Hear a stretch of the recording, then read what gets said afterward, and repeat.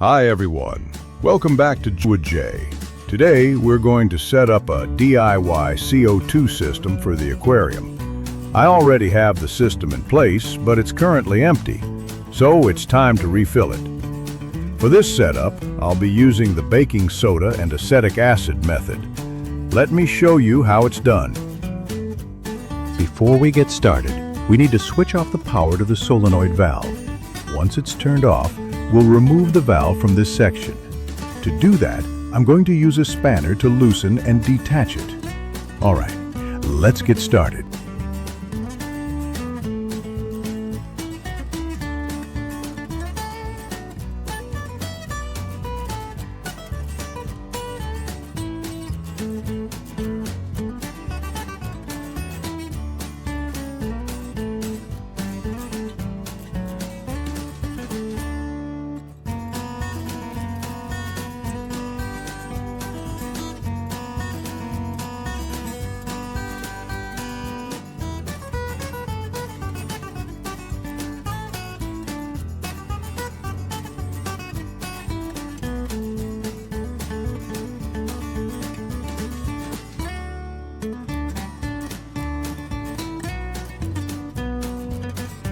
Also, I want to let you know, the DIY CO2 generator system I'm using was ordered from AliExpress.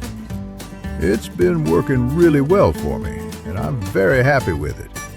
Performance-wise, it's great, and in terms of safety, it's absolutely reliable.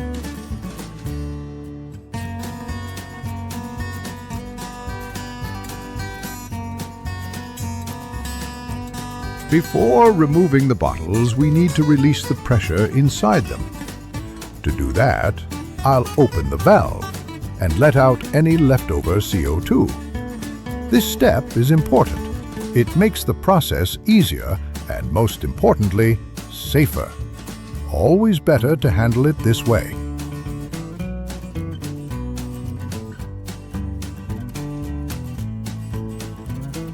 After releasing the leftover CO2 pressure from the bottle, we'll carefully remove the bottle from the CO2 generator. Then, we'll discard any remaining citric acid and sodium bicarbonate. Once that's done, we'll wash the bottles thoroughly and clean the CO2 generator as well, to keep everything in good condition.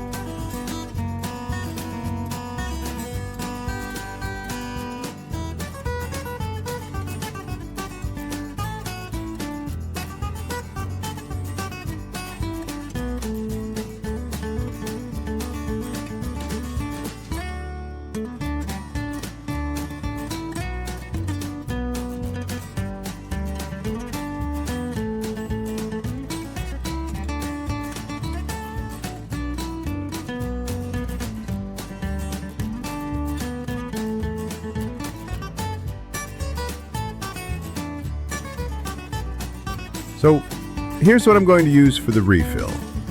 200 grams of baking soda and 200 grams of citric acid. As you can see here, everything is measured and ready to go.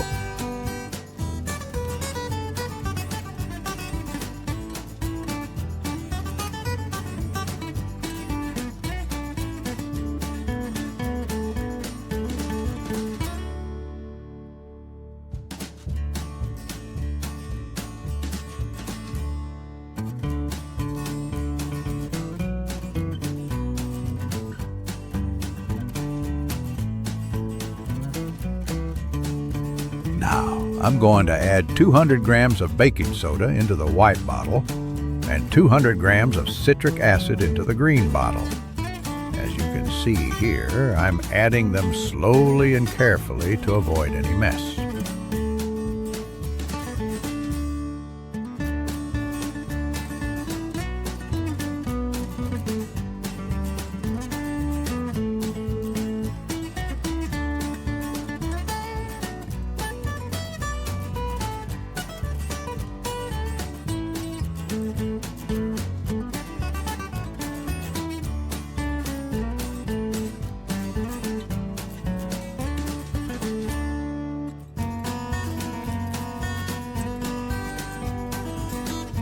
So now, as you can see, the white bottle contains 200 grams of baking soda, and the green bottle has 200 grams of citric acid. Next, we're going to add water to both bottles.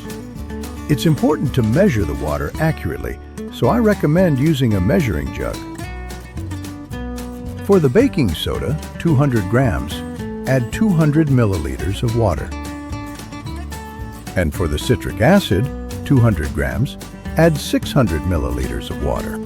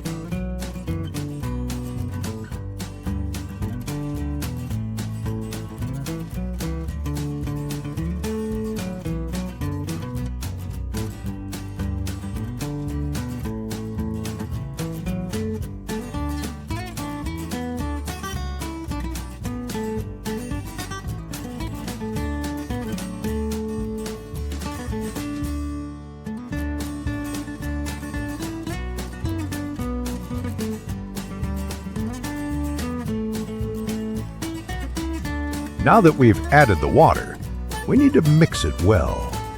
Give each bottle a good shake to make sure the contents dissolve properly. This helps the reaction work more smoothly and makes the whole process easier.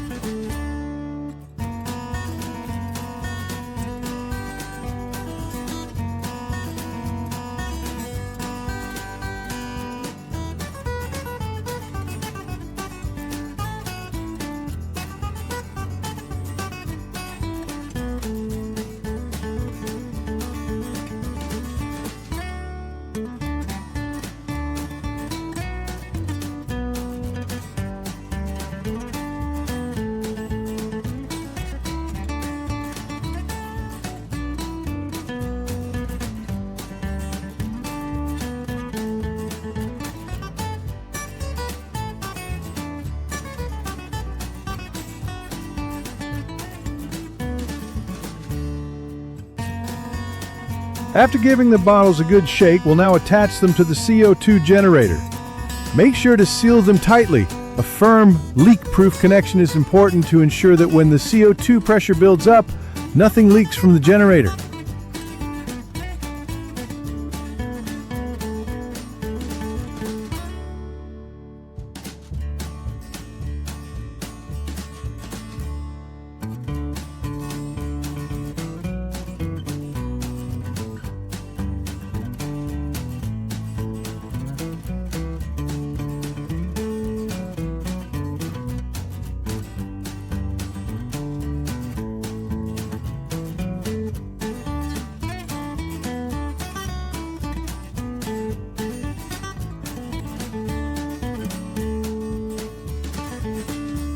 Now we need to give the green bottle, the citric acid bottle, a little shake or a gentle squeeze to transfer the citric acid into the baking soda bottle. This will start the reaction, producing CO2 and building pressure inside the bottles.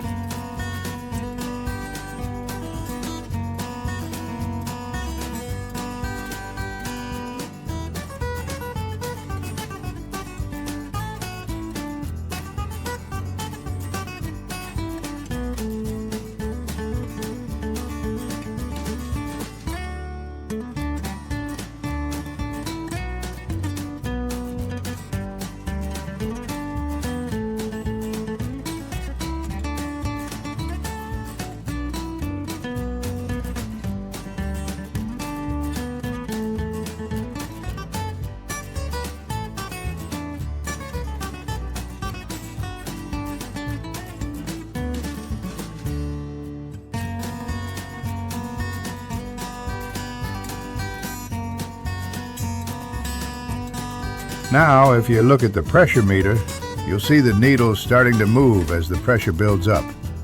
Once it reaches the green zone, that means we've got enough pressure inside the bottles and we're good to go.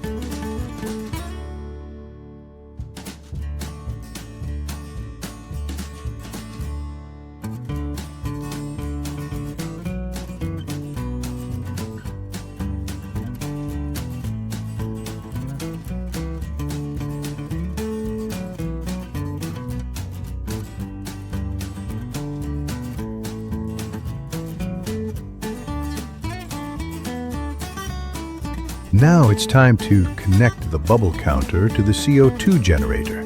Make sure to secure it with a tight seal to prevent any leaks. Once everything is connected, we'll switch on the solenoid valve and power up the system. Let's test it and see if the DIY CO2 system is working properly.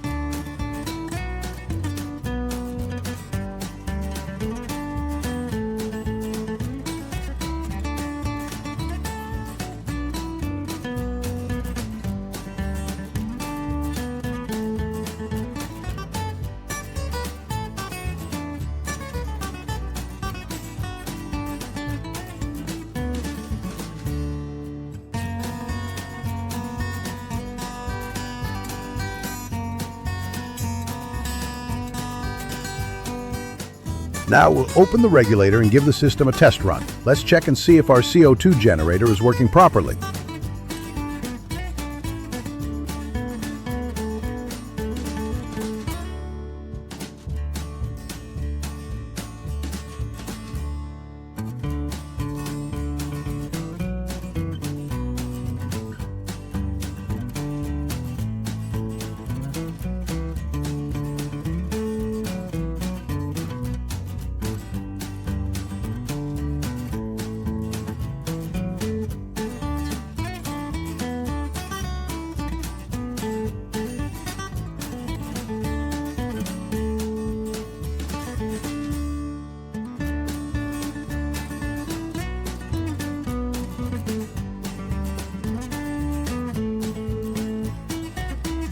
As you can see, our DIY CO2 generator is working perfectly.